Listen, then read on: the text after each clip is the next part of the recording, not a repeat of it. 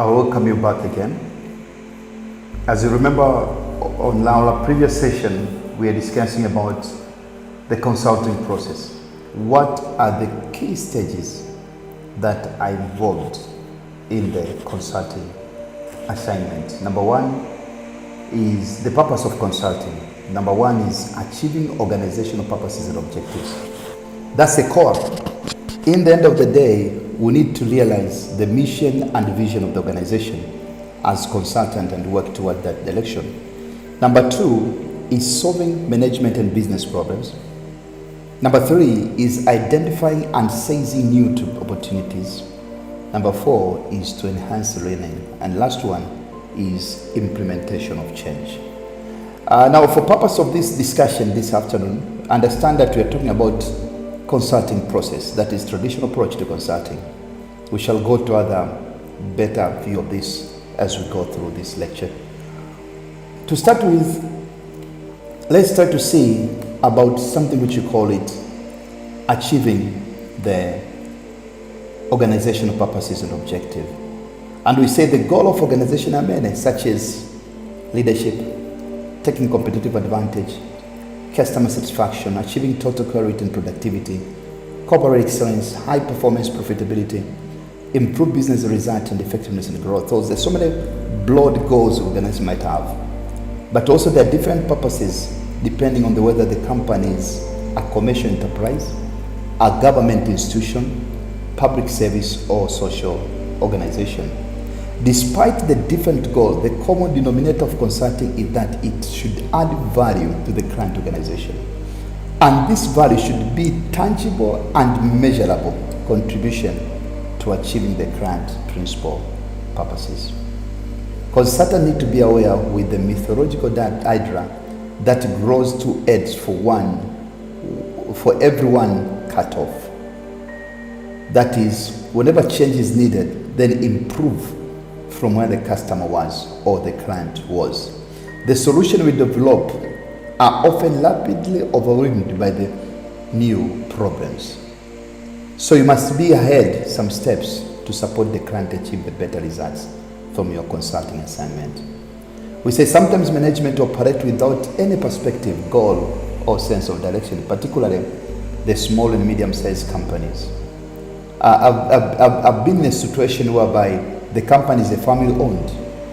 As you talk to them about strategy, about the future, they don't understand. They see that you want to bring to them some issues which has killed many, which is true. So you need to understand the client. Now you come with them in another direction and talk about, let's reflect the future. And that part of the strategic planning. The consultant main contribution may well be helping the client to develop a vision of the future, set ambitious but realistic goals, develop a strategy, focus on the result, and start new current problems or opportunities in the light of longer term and more fundamental organizational goals. The purpose number two of consulting is solving management and business problems. Remember, number one is achieving organizational purposes and objectives. This is the solving of management business and business problem is the most frequent mentioned purpose of consulting. The achievement part, normally you find that most of organizations have done it, but in the course of implementing the achievement part, of the achievement of organizational purposes and goals, they succumb some problems, and therefore they called an external advisor or internal advisor to help them to solve management and business problems. The consultant task is, in this regard, is described as professional assistance in the identification, diagnosing, and solving problems concerning various areas and aspects of management and business. There are many issues that can call for a consultant in an organization. There might be several problems like complaint from clients of the company, pressure or competition which is very fast, poor business results, failure to meet targets, unexpected loss or lack of self-confidence to move ahead, natural disaster or loss of important market, excess of self-confidence, lack of perspective or slowness of action, wrong investment choice, or some internal conflict that I've seen a lot in almost 90% of organizations I've gone. That is internal conflicts. High staff turnover or reluctance to change. Unrealistic self-image, also I've seen a lot. People portray themselves to be more than what they are. Obsolete control system, but also there might be a lot of idle resources or poor cash flow. And that all together may call for an external advisor called the consultant to help solve the problems of management. The term problems and their practical implication is important to be well conversed with. Problem should not mean only mistake, failure, shortcoming, or missed opportunity, because this will make the client and the consultant's perspective to be essentially backward looking and narrow. And the focus will be corrective action, which implies criticism. Problem can also mean a situation where there is a difference or discrepancy between what is actually happening or will be happening and what should be happening. Problem normally is described in relative terms. The consultant has to be concerned about this difference and aim to overcome or reduce it. The problem must belong to someone. There must be a problem owner. Alternatively, the current situation may be compared with some standard or benchmark. The aim is to meet or surpass the standard. For example, competitors' product quality, range model offered, and after-sales services. Consultants are warned against accepting clients' perception of the problem at face value. As a consultant, you should not, if a client has said we like training and therefore come and train us, don't take that, because it will backfire. Because the client might have identified a wrong problem. Normally, when you are inside a car or a team, you cannot notice what can go wrong except an outsider come and see it. So we don't say that ignore the client perception, no, but take into consideration with your own added diagnostic tools to really come and sort out a problem. I remember I'd received a consultant assignment last week, and the client put up what I should do, almost 30 pages. If I would have gone with that, I would have taken some 6 to 12 months to implement. But the problem I had faced, it was very small, that 3 weeks were enough for me to sort out the problem. So when I was discussing with the client, they really thanked me because I've helped them to add value, and it increased confidence and support to my endeavor. We say that the recommended solution may not justify the consultant intervention and the cost incurred. So normally you need to sit down again and look what really a problem is. I said last time there are 3 areas of consultants: scientific management, strategy boutique, technology-enabled change. All that goes together. Now, we have seen 2 purposes of consulting. Notwithstanding, on our matrix that we initiated, there are 5 purposes. We saw the achieving organizational purpose and objective, solving management problems, identifying and seizing new opportunities, enhancing learning, and implementing the changes.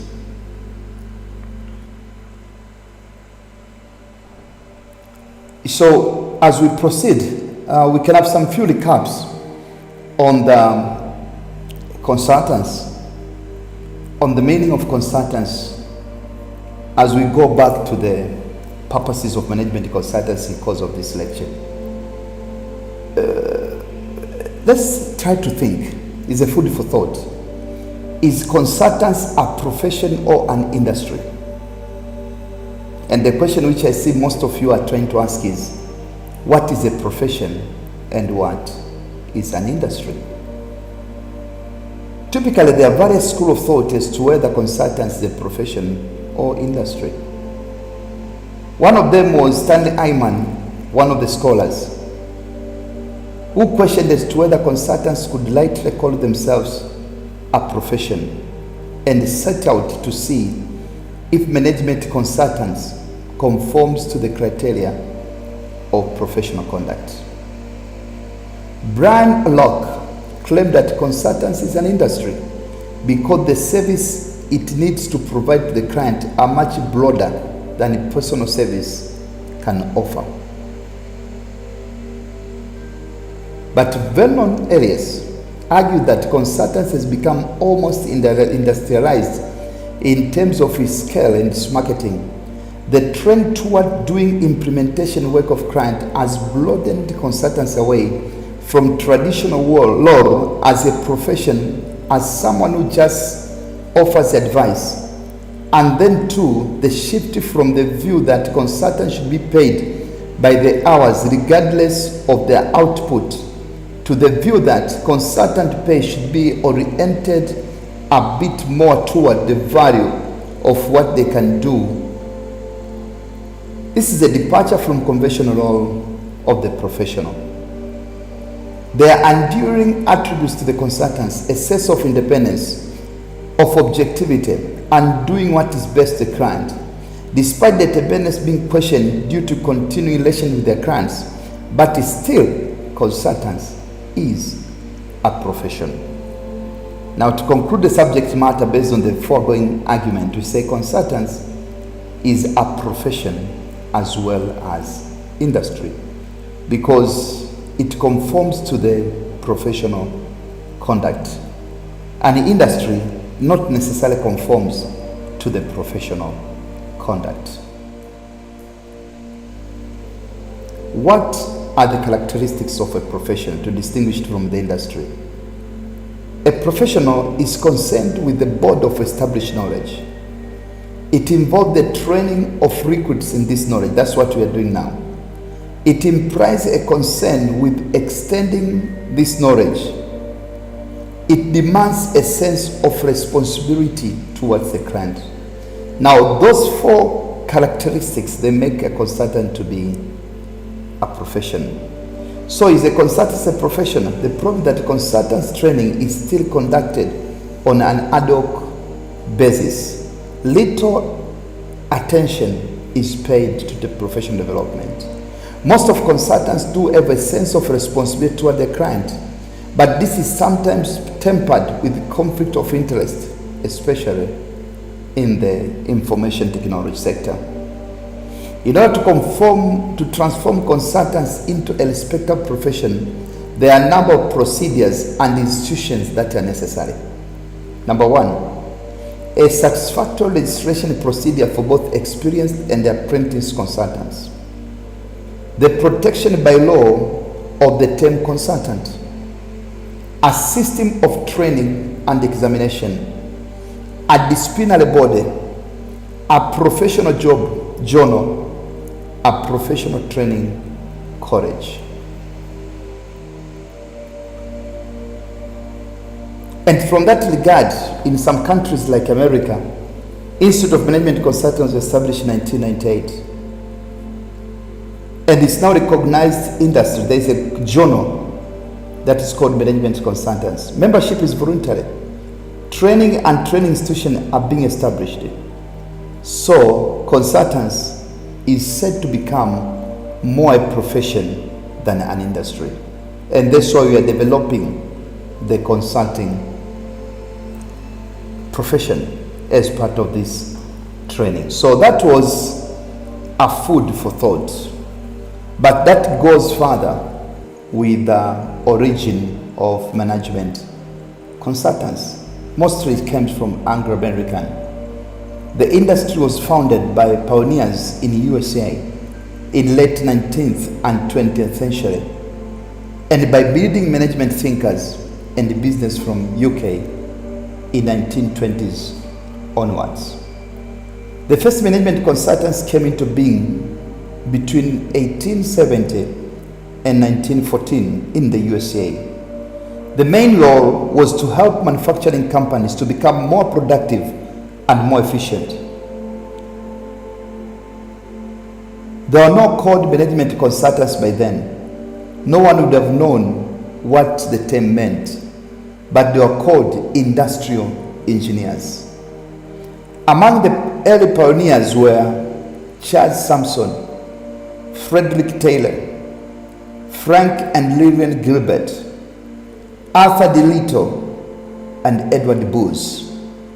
They are all Americans and were management researchers, just as such as they were management consultants.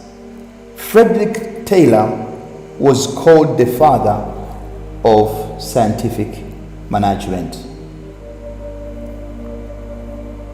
Many operators in the consulting industry. Most in the consulting industry is with accountants professional, the PwC, the KPMG, the Deloitte, and the PricewaterhouseCoopers. But we've got a number of IT companies, US-based company, BCG Group, small to medium-sized independent consultancies, actuarial firms, business school-based consultants, small consultants and sole practitioners. All that, they're operators in the consulting industry. And as I said, the company like Arthur Andersen, it was declared dead almost some years back. Coopers and Lybrand, KPMG, Ernst & Young, Pricewaterhouse, Deloitte in touch. But we've got IBM, Unisys, Logica, CMG, Microsoft. These IT consultants, but provide additional services that they offer, such as financial administration, system advice, and some have begun to enter into human resource management consultants. You may try to read the internet consultants profile of these operators, and you can learn their start and growth and approach, including how they merged. But in the UK, you've got major consultants like McKinsey, Boston Consulting Group, Bain and Arthur DeLitto. But we know Arthur DeLitto is unusual in that it has its own technology subsidiary called Cambridge Consultants. Small to medium-sized independent consultants like PA Consulting Group, your company, you can put it there, I-Management Consultants. Most of their strengths lie in IT, change management, technology, that is product development. But also we've got actuarial firms like Towers Perrin, Tilgast, Kingsley Lord, Mesa Management Consultants, Watson White, Sedgwick Noble Lordness. But also we've got the business school consultancies, like University of Dar es Salaam, they've got their consulting unity, Open University of Tanzania, individual lecturers and researchers, Ashland Management College. The fees are paid to consultants, not the college. Of course, there's a distribution nowadays, they share. The business school-based consultants tend to focus more on research and on the implementation. But we've got small consultancies which employ up to 10 people and so may work on their own, or they collaborate with the research consultants in business school, and sometimes with the consultancies in large firms. They network with each other. But we've got also small practitioners. Most practice consultants, along with activities such as training and writing. Most of sole practitioners may have come from large consultants or straight from managerial position in the business or industry. But we've got the other suppliers from outside the industry. And we say that management consultants has been moved into newer areas such as strategic marketing, IT, and outsourcing. Other professional groups are moving to design and technology consultants, corporate identity companies offering marketing and communicating consultants, advertising and marketing agencies, executive search companies and employment agencies, environmental consultancies.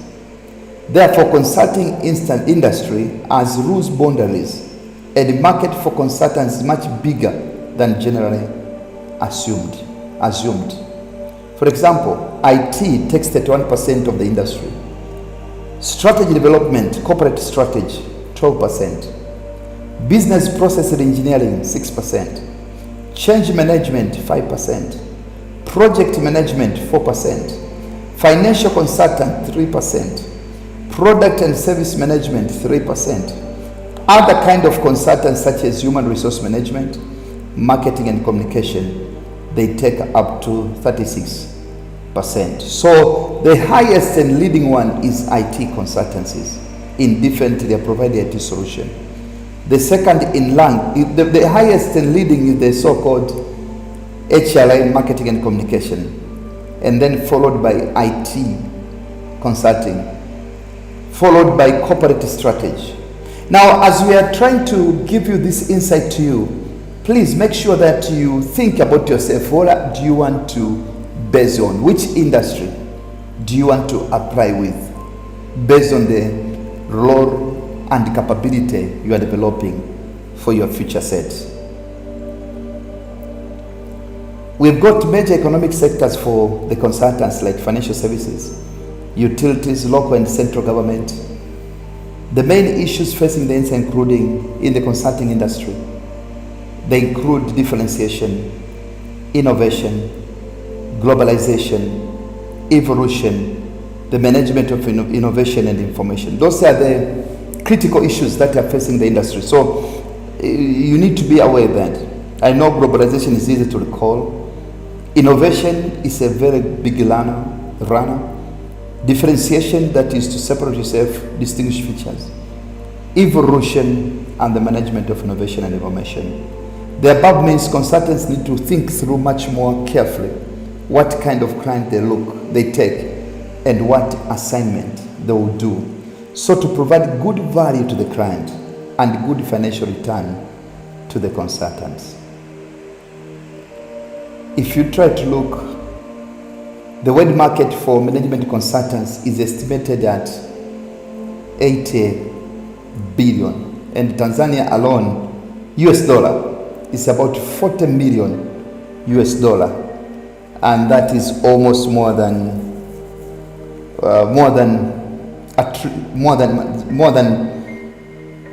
100 billion kind of a market, that Tanzanian shillings. And as you saw, there are some top 6 consultants firms which are on IT consultants.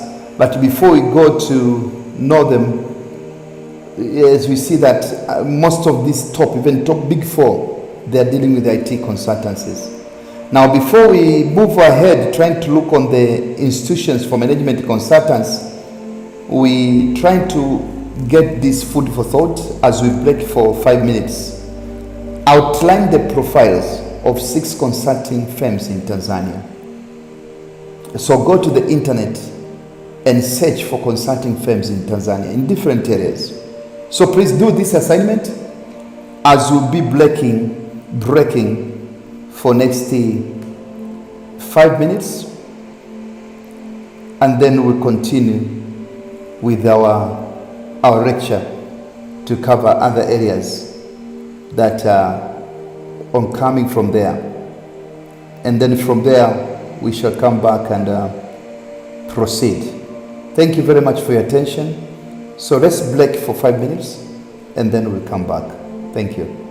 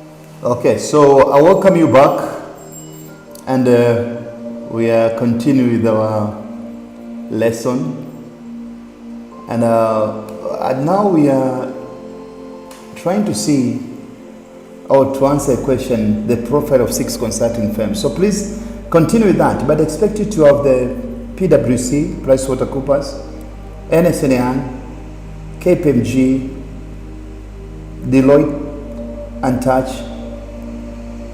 I expect you to have Infosys as one, or maybe IT consulting.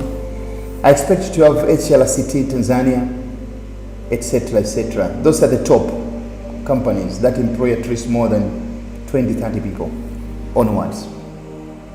So to continue with our presentation, I would like us to go now to the depth of the matter.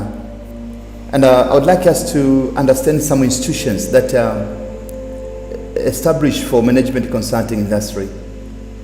And we have got UK with a number of institutions like Management Consultants Association, MCA, which was founded in 1956.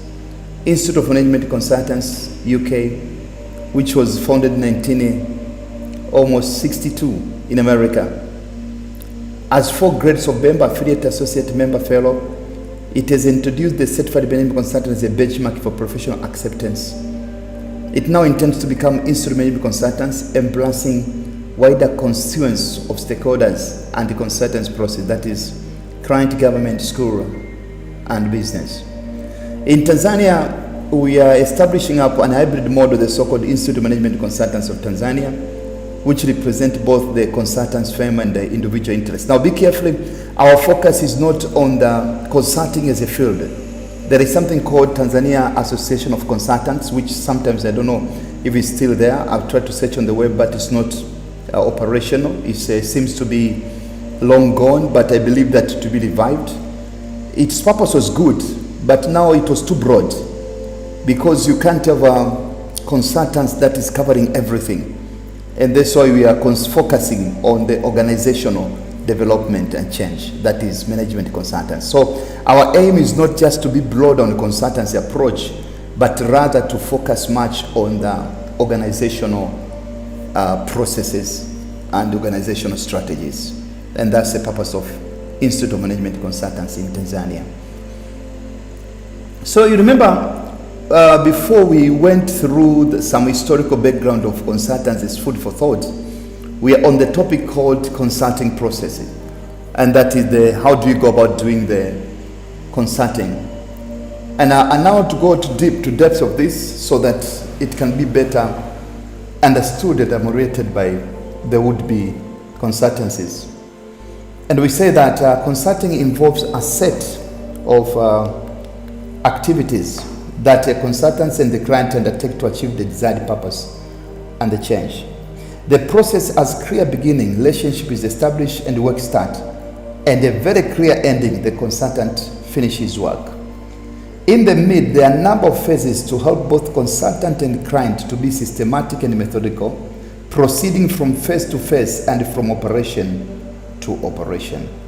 Generally, the following are major stages of involvement. Number 1 is entry. Now, more than often, the client would have developed the terms of reference. Be careful not to use the client's given terms of reference.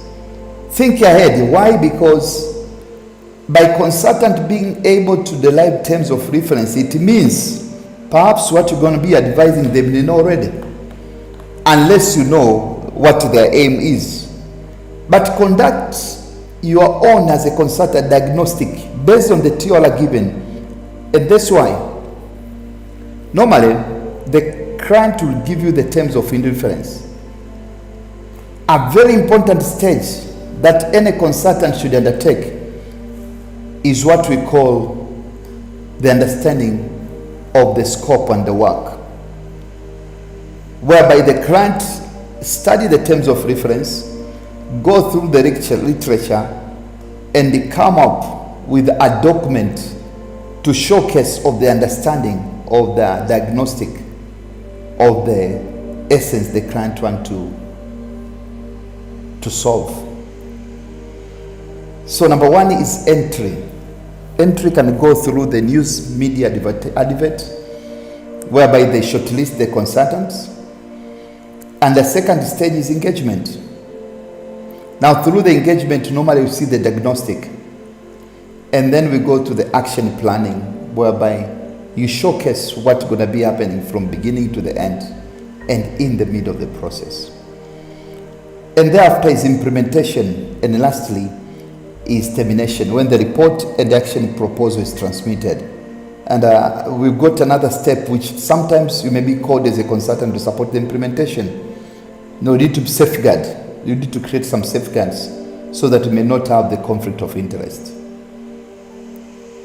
The model of the main stage of consulting provide a good framework for explaining what consultants actually do for structuring and planning particular assignment and the project.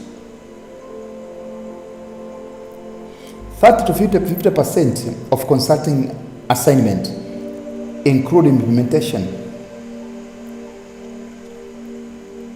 There are some misconception and risk of consulting termination. The decision to terminate assignment after diagnostic or action planning phase does not reflect the client's assessment of his or her own capabilities and determination of implementation to implement the proposal without any further help from the consultant. It builds widespread misconception and conception of consulting, according to which consultants do not have to achieve more than getting their reports and a proposal accepted by the client. Some clients choose it because they do not really understand that even an excellent report cannot provide a guarantee that the new scheme will actually work and the promised result will be attained. Other clients may be happy because what they really wanted was a report, not a change.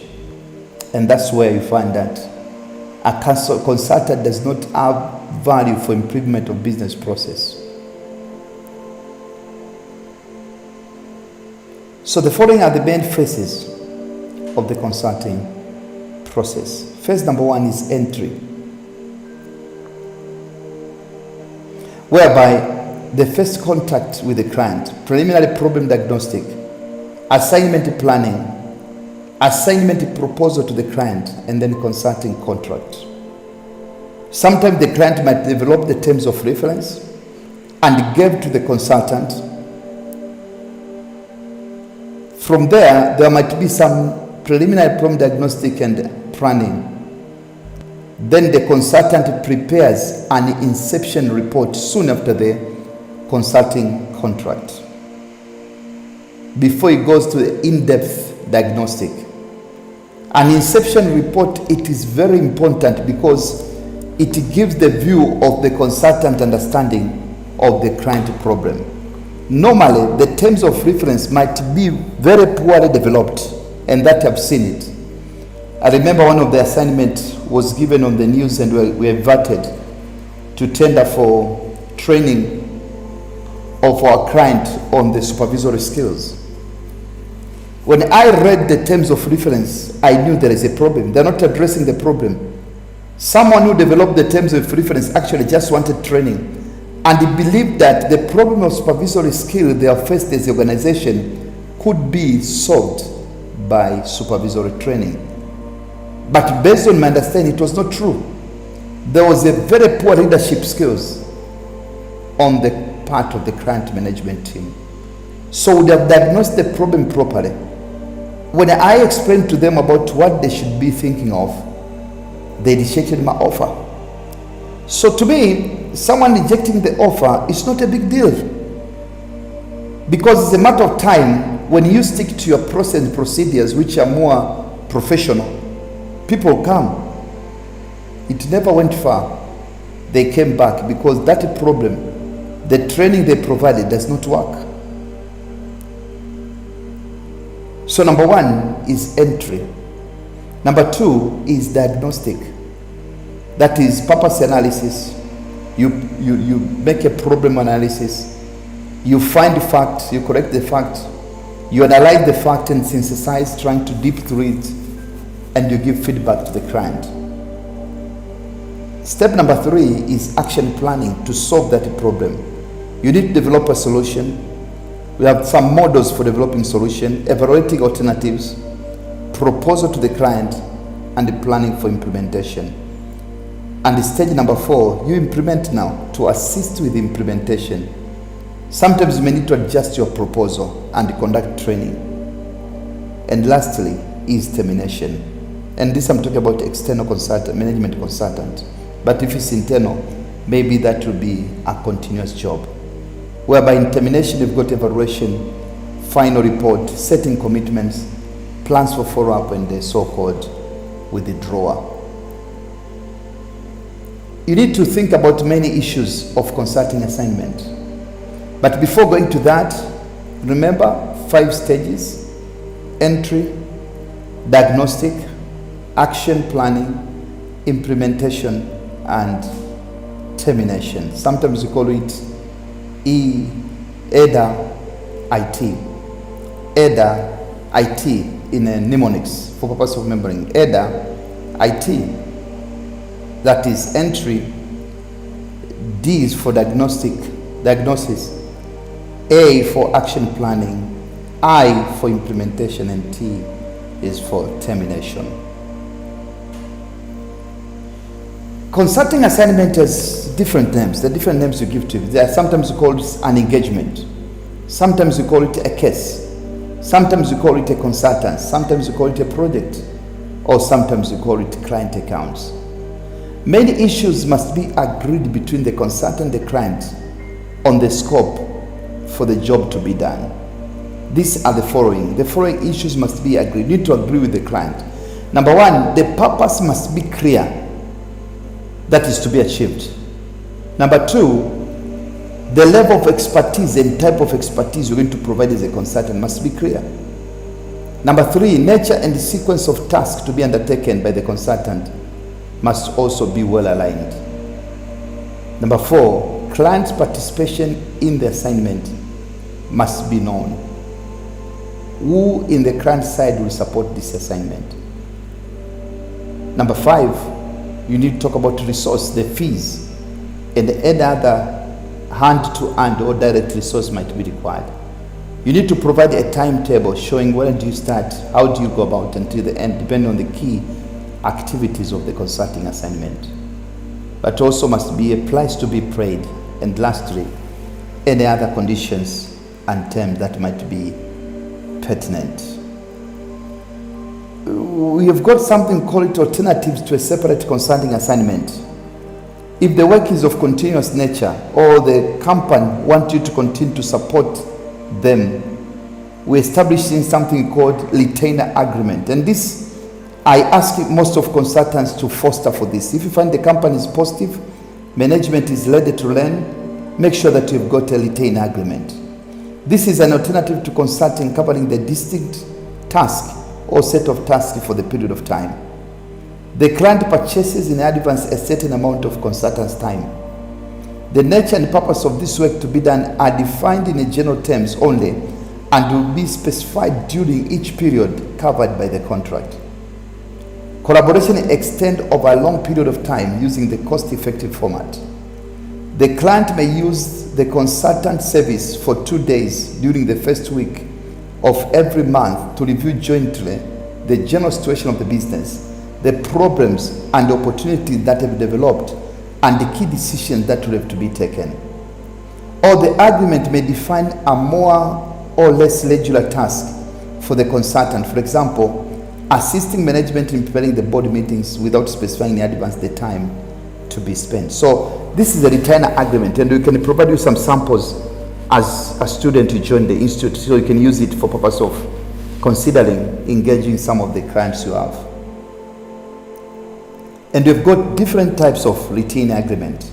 The first one is generalist retainer, on which the consultant follows global results and trend of the client business, looking for opportunities for improvement in various areas and feeding the client with the new information and idea. Number two, we have got a specialist retainer, under which the client with a permanent flow of technical information and suggestion in an area where the consulting firm is particularly competent and advanced. For example, computer systems, quality management, international financial operation, identification of new market. That is called specialist. Generalist is just called for any area.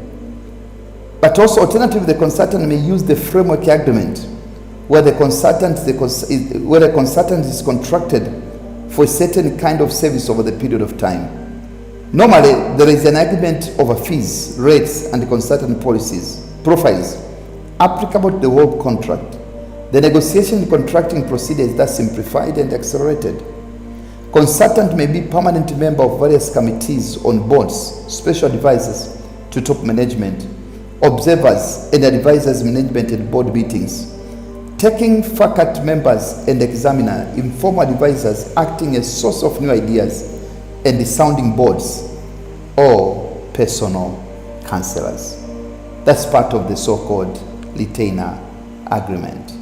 Now let's go further deep now to see the scope of management consulting. But before we go further deep, let's have a short break of 5 to 10 minutes, and then when we come back, we shall be trying to consider the other next areas on the scope of the management consulting task.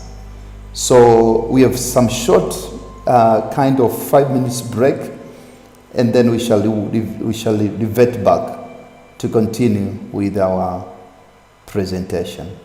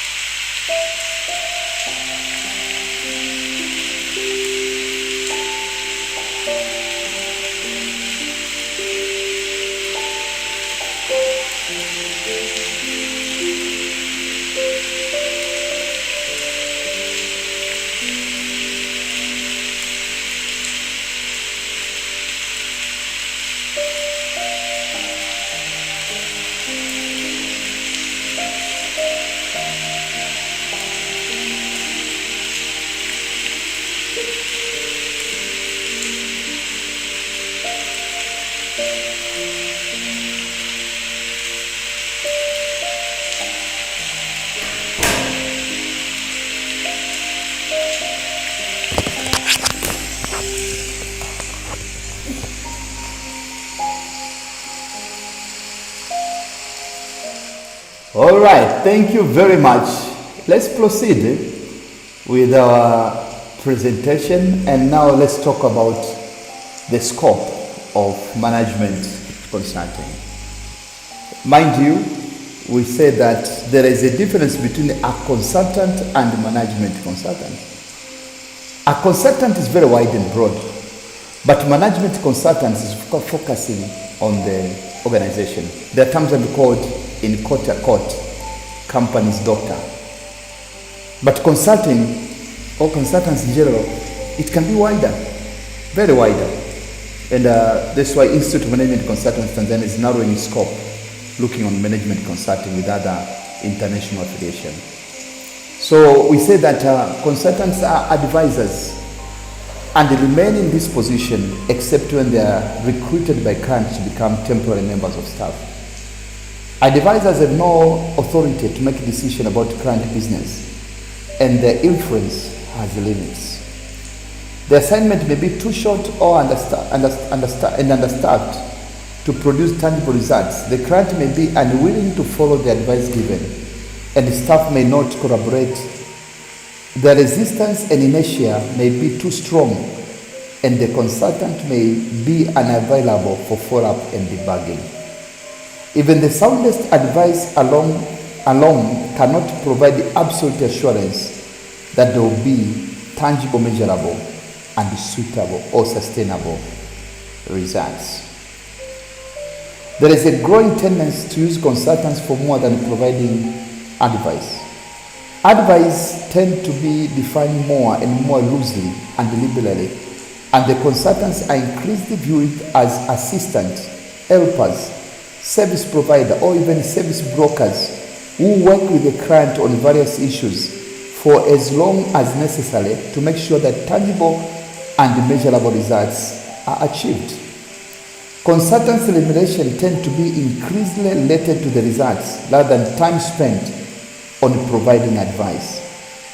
Client would be wise not to get bogged down in a vaguely defined time-based assignment with the unclear responsibilities of the client, of the consultant, and uncertain results. Clients want to see the results. If I engage you, what output do I expect? Very clear and succinctly, and that provide added value to the consulting assignment. In a large and expensive project, which are often focused on management systems and information technology, clients need to have safeguard against escalating costs, low reliability, and the failure to meet set parameters and promising performances. Consultants may be offered roles and positions likely to increase the impact on results or to give them more authority and responsibility for achieving certain results in the client's organization. New ways of remunerating consultants become widespread, including equity and stock options. In that way, the consultant is clearly accepting to be dependent on wider and longer-term business results and the prosperity of the client, sometimes even beyond the scope of improvement that can be attributed to the consultant's intervention.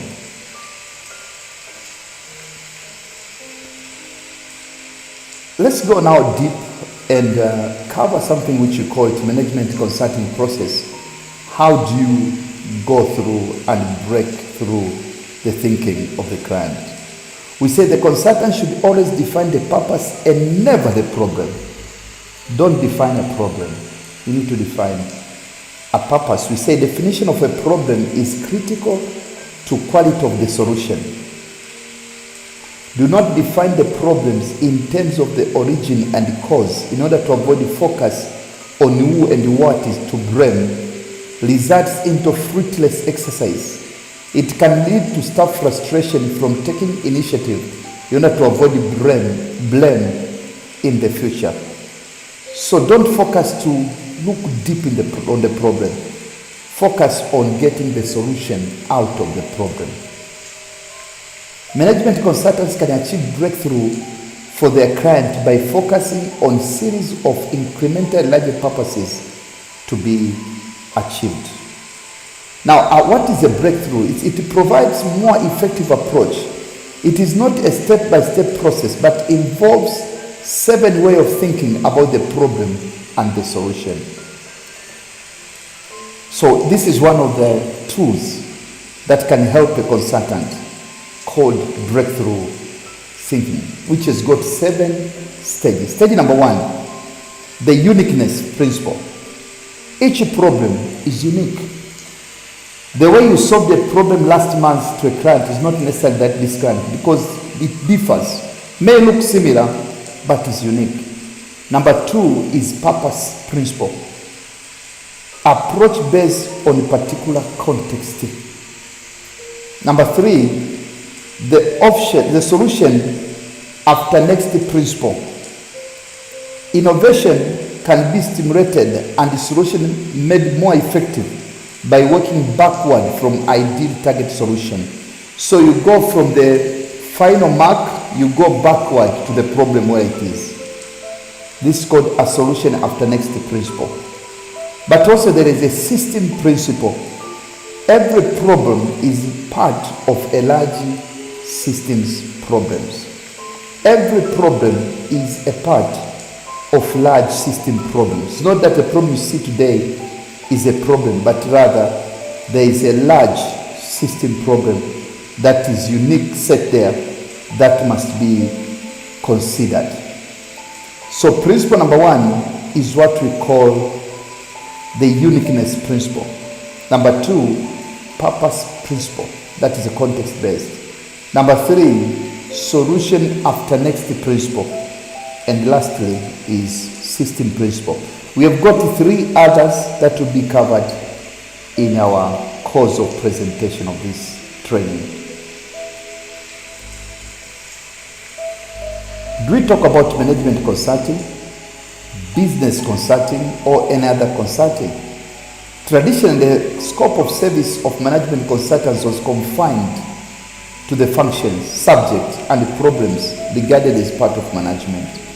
The scope of management has never been fully and accurately defined. Management consultants have started to rethink and redefine their business, widening and enhancing their service offering, merging and establishing alliances with other consultants and the professional service firm, and abandoning self-imposed restriction on the sort of work they are prepared to undertake. The new force is propelled by, number 1, complexity and sophistication of doing business in national and international environments. Number 2, market deregulation and liberalization. Number 3, new opportunities and innovative consulting. Number 4, we call about growing demand of integrated and one-stop professional services. That's why most of accountants firms now, they're offering strategy, project management, HR, IT, and other consultancies. There is a competitive pressure coming from other professions. Advancement of IT and rapid penetration into management and business process. Clients are always now asking, what will add value to my business if I engage this person?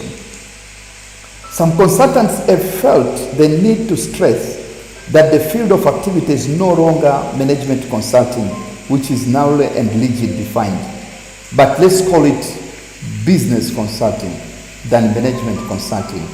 A wider concept and service portfolio, or consulting for management, consulting for business, or organizational consulting. More open concept permitting the service portfolio to be easily adjusted as opportunities and demand change. So I still leave as a food for thought, whether you call it business consulting, management consulting, consulting for management, just name it. But now that is not something conclusive. It's just thinking outside the box. Consulting and other business. IBM, the international business machine, in 2000 was the first pioneer of the new approach by combining manufacturing management and business consulting as a component, one-stop center for all. Please go to the internet and discuss the context, the IBM case study on management consulting profession for better understanding. As part of introduction, let's also discuss about the future of consulting industry? What's the future? There will be big advertisement, marketing and PR companies that will move to the industry, doing the consulting in advertising, marketing and public relation endeavor. Bank will start to take interest in industry through the acquisition process. Focus on telecommunication and IT industry. Internet and social media will be a top platform for consulting expansion and growth. There will be information overflow. Therefore, a choice of what information to take or not will be on the consultant. And mind you, there will be an increasing competition and a greater demand for great brains. So training and involving ourselves to acquire greater brains will be imperative. Now, as you go to the handout on the www.imct.or.tz, the website of IMCT, you see a number of references that are important for you to consider as part of our learning.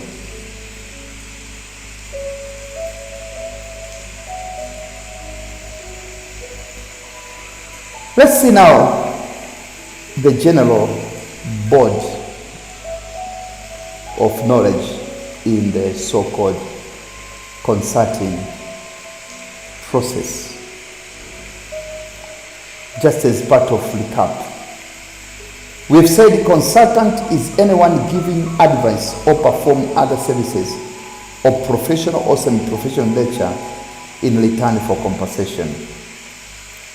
Anyone. So anyone can be a consultant, provided it's got base and strong understanding on the area of expertise. Regardless of your area of interest, you can become a consultant based on your unique background with special experience and interest. One don't need to have an advanced degree, master's, so that you can be a consultant. You need to have a necessary experience, qualification, and skill to help with the task that the company wants you to perform. A consultant is someone who has an influence over individual, group, or organization, but who has no direct authority to implement changes. He is not a surrogate manager. Now, food for thought. Please take this on your note. What is a surrogate manager?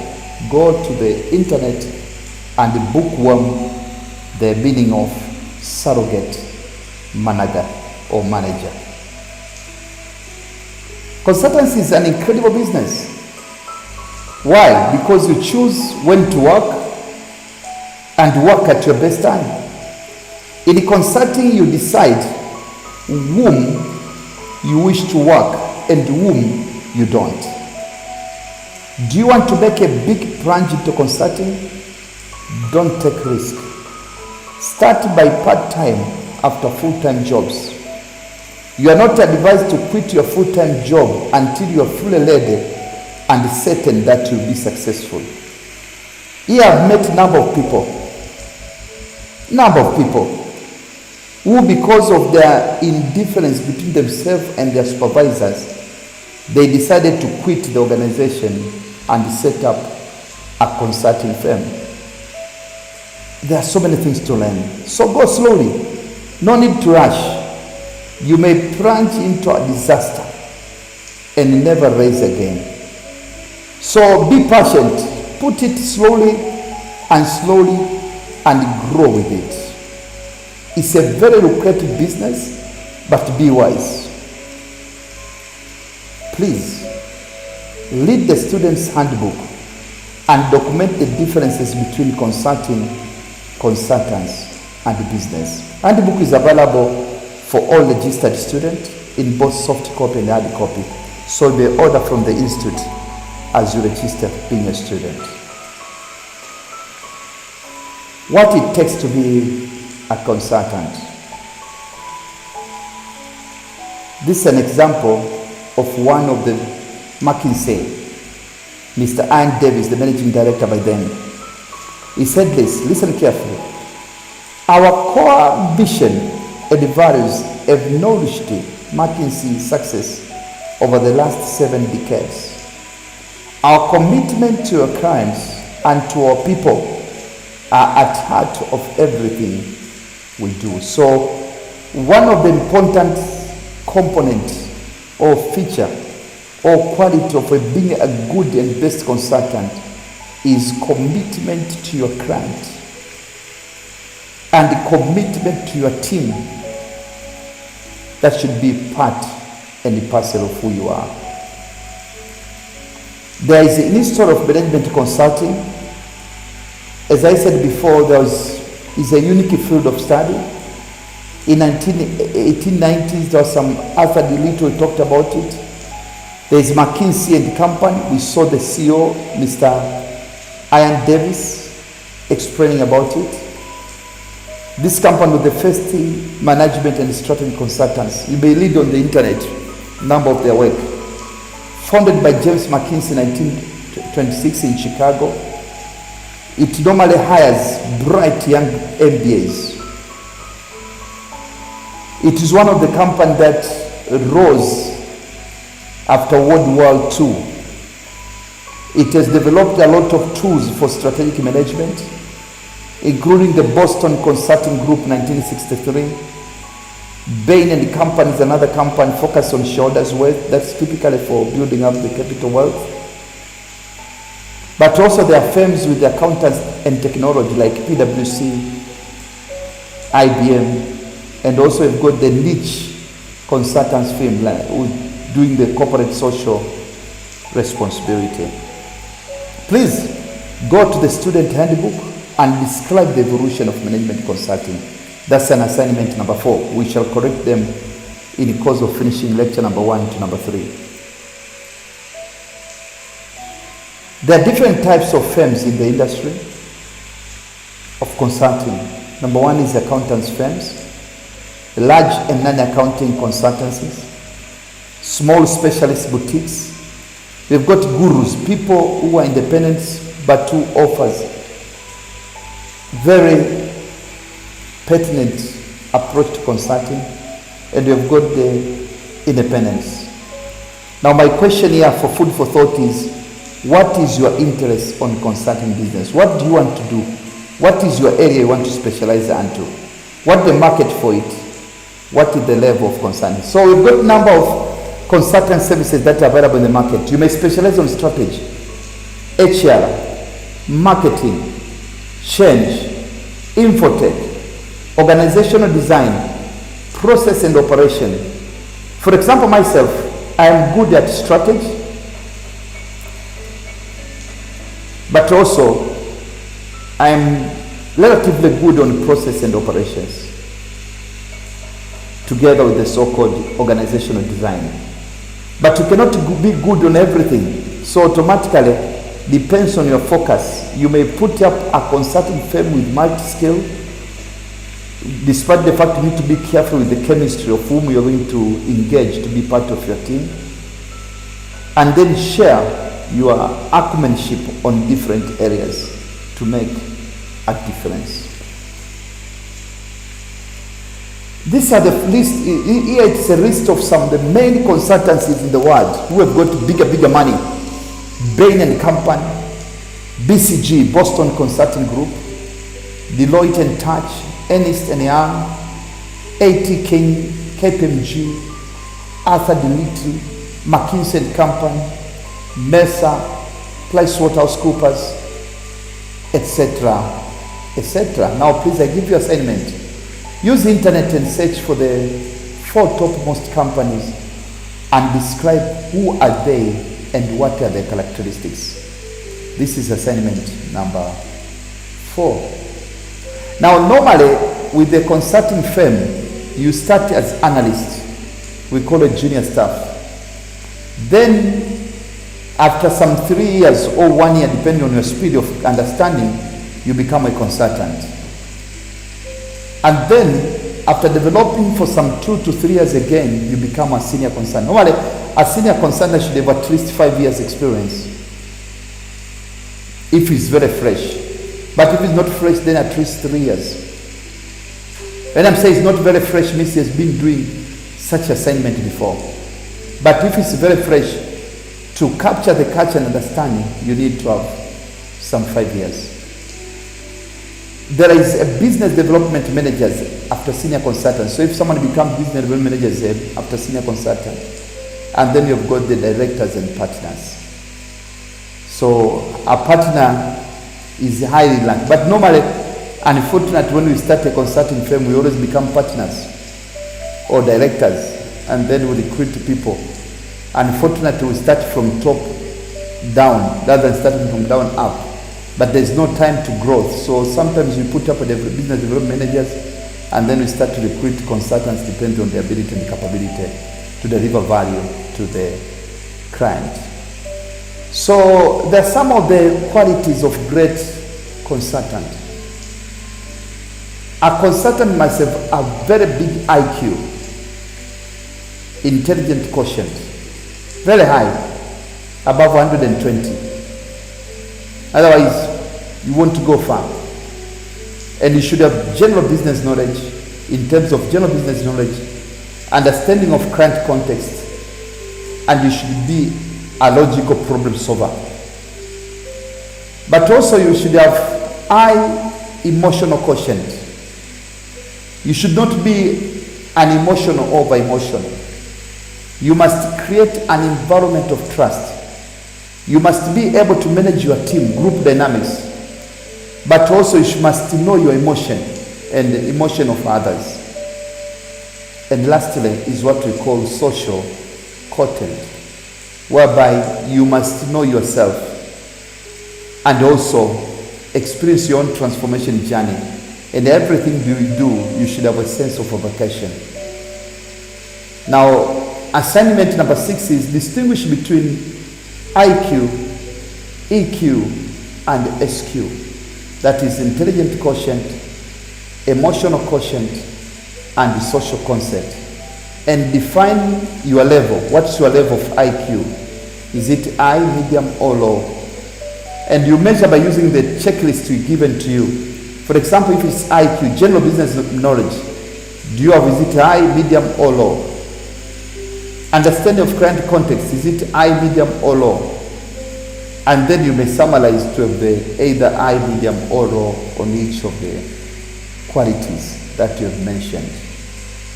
And mind you, the consulting companies, you see the building, the clients, but the people facilitator are the people. There is a consulting firm which need people who are intelligent to be able to deliver value to the client. And therefore, every consultant must be able and have certain capability on his or her IQ, EQ, and SQ. This is what we call intellectual capital flow. So most of these facilitators, they bring EQ, IQ, and SQ to the client to make a delivery of better and be best to the value of the so-called client. Now we are still on the qualities of a consultant based on the iceberg model. And normally we say mindset are often misunderstood and ignored. Let's see what the behavior. This is what we see and usually trying to change. But typically that's not a solution. What we cannot see in the client is the one that we not address, but it has got a high value on the whether a client will accept us or not accept. For example, thoughts and feeling, you cannot see it. You can see someone moving, someone dozing, but does not mean much to you. But you cannot know the thoughts. You don't know the value and belief. But you don't know whether you are meeting the needs of the client or not meeting. We can see that the clear picture of the organization in terms of, if you want to talk about the company's acquisition cost. On top there will be 2 billion as acquisition cost, but there are operational costs, there are technical costs, there are software costs, there are so many things underneath the iceberg that you need to be aware with. How do you market the consulting service? We shall see it later, but we say that consultancy is an act of being a consultant who is professional and who provides professional and expert advice in a particular area. Consultants falls toward the extreme light in service continuum, where the intangible dominant is very high. Marketing of consulting consists of the following features. You need to know that consultants is intangible. You can't touch it. It cannot be stored. It has got different way to approach it, but also it is based on perception. My take home as assignment number 9 is, do you think consulting is a profession? And can you market a profession? Based on the fact that it's intangible, it can't be stored. It's not like goods and services. It has got various. It's not necessary to be like water, one standard, but also it might vary in terms of performance standard. Now, we talked about types of consulting business, including the strategy, developing the strategic plan, strategy execution, and the strategy implementation. There is a general management, manufacturing consultants, HR consultants, marketing and publication, finance and accounting consultants, procurement and purchasing consultants, research and development consultants, IT consultant, administration consultant, international operation consultant, and recruitment and telecommunication consultant. And we said that the number of certifications, including the International Council of Management Consultants Institutes, the ICMCI, that is the mother institute, Institute of Management Consultants US, Certified Management Consultants of UK, and you may see some of their qualification and requirement. Now, assignment number 10 is, what are the requirements to be registered on each of the mentioned certificate institution above? Try to search on the internet. Use the internet to get the answer. But why consulting? Successful majors and organizations are dependent on top-class consultant advisors. Many people, they want to execute particular, even presidents, they need very knowledgeable advisor. Our need is to influencing skills rather than technical competence. You may be an engineer, but you don't have the consulting skill, then you miss the business.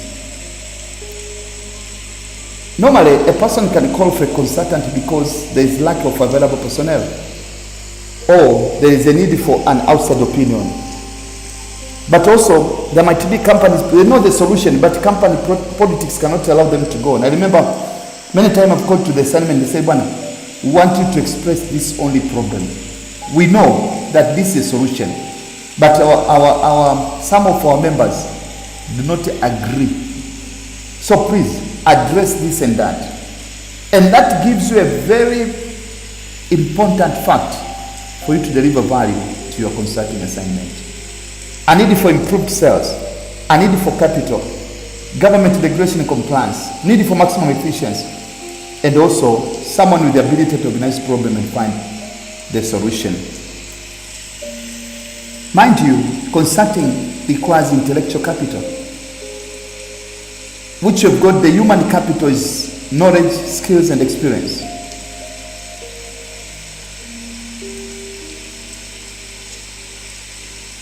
And that requires development, that requires performance management, lead relation, communication, and staffing. And actually, you need an intellectual capital in terms of the client, which include human capital, social capital, structural capital, organizational capital, client capital, and networking capital, which will lead to intellectual capital as a consultant, providing product and services which have market value. Now, this is a food for thought as assignment number 13. Define the intellectual capital and human capital. Why are they important? And intellectual capital is more of a process from which include number of other capital like human capital, social capital, client capital, network capital, etc. So on that ground, we've seen that you might have technical knowledge but no skills, the consulting skill. So our focus is typically to build up consulting skills. You need to know how to become expert in your field, how to get a client, how to organize they solve the problems, and how to run your consulting company effectively. And I said we need capital, human capital and intellectual capital are important. Now, these are the top 7 skills that a consultant must have. Number 1, bedside manner.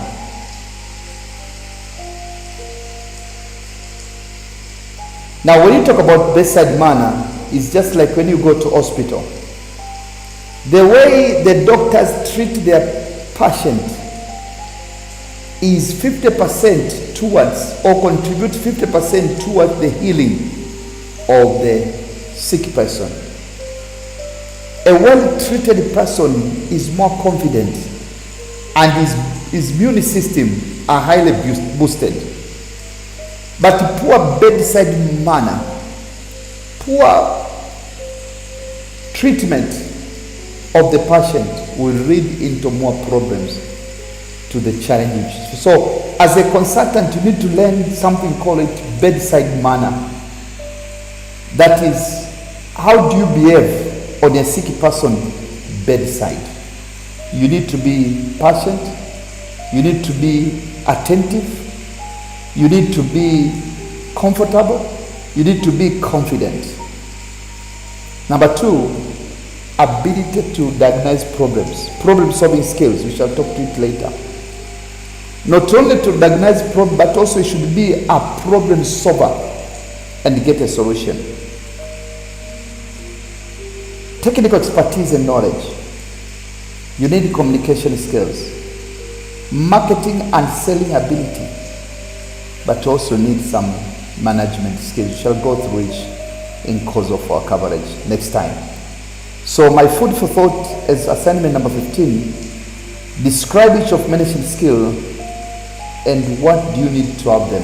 What do you do to have them?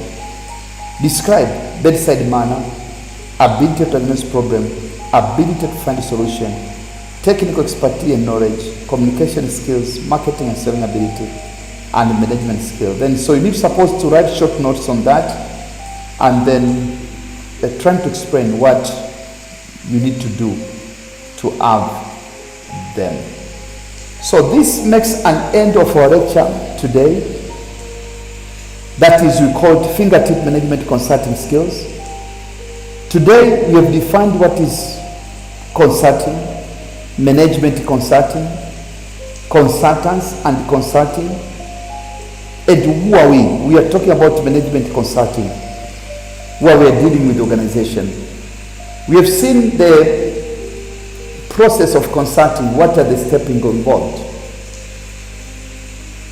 But also, we have seen some critical skills a consultant should have. At bottom line, the client will want a consultant to add value to the business operation on which the client learns.